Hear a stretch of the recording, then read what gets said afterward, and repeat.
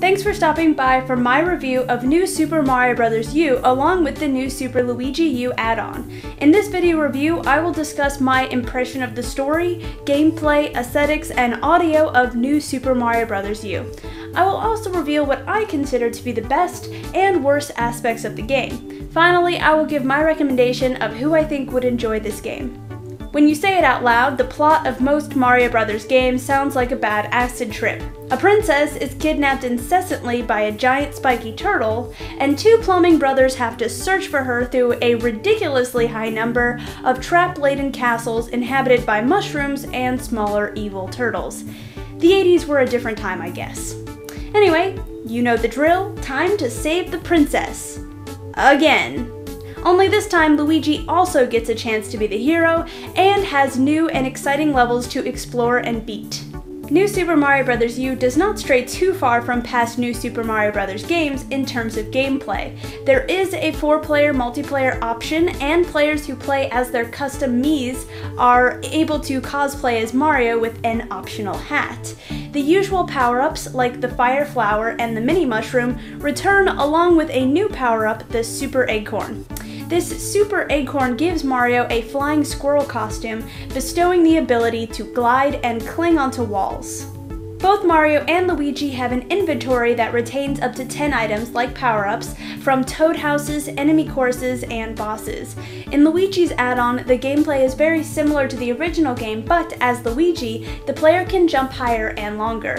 The levels of Super Luigi U are timed at 100 seconds, making them more fast-paced without much time to explore and collect star coins.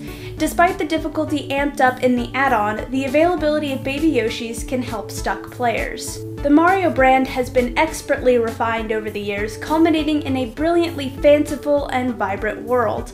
The world map itself is seamless, blending the individual worlds together. The game map now feels like a continuous realm, adding an oddly appropriate touch of realism to this whimsical universe. Even as the graphics and design of the Mario games incrementally improve, the familiar characters are still cartoonish, but more polished. The animation of both the minimal cutscenes and the gameplay are without a flaw. The background enemies, levels, and overworld feel more dynamic and energetic than ever before. Admirers of Mario games' music will love the familiarity of the tunes in New Super Mario Bros. U. My favorite song is the main overworld theme song, which I believe is an original song made for this game. I noticed that the song changes instruments throughout the world map, and I liked every version. Most of the music was familiar, and I recognized several melodies from other Mario games. All of it sounded great, but I cannot help but wish that a few more songs that are original were added to the game. The most adorable thing happens when carrying a Baby Yoshi. It starts to hum along with the level song. Yes, finishing a course with the Baby Yoshi does give the player a 1-up, but I confess that I carried it with me, mostly for the cute factor. The best part of this game is the stunning design of the overworld and levels. There was obviously a lot of work put into the details of this game, while simultaneously retaining the minimal style of the series. The worst aspect of this game is the habit that Nintendo has fallen into with Mario platformers, recycling old levels, music, and minimal tropey plot lines. There is no doubt that this is the most polished and eye-catching version of Super Mario Bros. Game, but the series really could use a fresh injection of originality. In recent years, Nintendo has given players the ability to choose the difficulty of their Mario platformers. This adds replay value to the games by encouraging players to go back to beaten levels to find hidden secrets, beat their own record, and collect star coins. New Super Mario Bros. U introduces a unique multiplayer mode called Boost Mode, one player using the Wii U gamepad touchscreen to interact with the game instead of controlling a character. Instead, they can help or hinder the level players in various ways, like creating temporary blocks to either improve or impede the other player's path.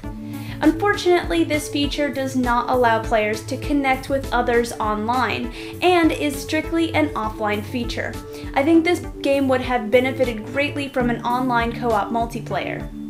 New Super Mario Bros. U is a must-own for fans of Mario side-scrolling platformer games. The design and gameplay are the refined result of gleaning the best of every Mario platformer and condensing it into one awesome game. Yes, some gamers may be tired of Nintendo's obsessive need to recycle its games, but I see it as a crusade to continually improve the series. Keep striving for perfection, Nintendo, you are almost there. I think, with an online multiplayer and Peach back on the roster, this game would have been perfect. The new Super Luigi U add-on is part of the Year of Luigi celebration, and with 82 new levels, it basically ends up being a whole new game. It is more challenging than the original game and still has the multiplayer options. This affordable add-on doubles the hours of gameplay, and I recommend it highly to owners of New Super Mario Bros. U. So, do you plan to pick up New Super Mario Bros. U? If you already own it, let me know what your impressions are down in the comments below. Thanks for checking out my review. Love and peace from my PC to yours.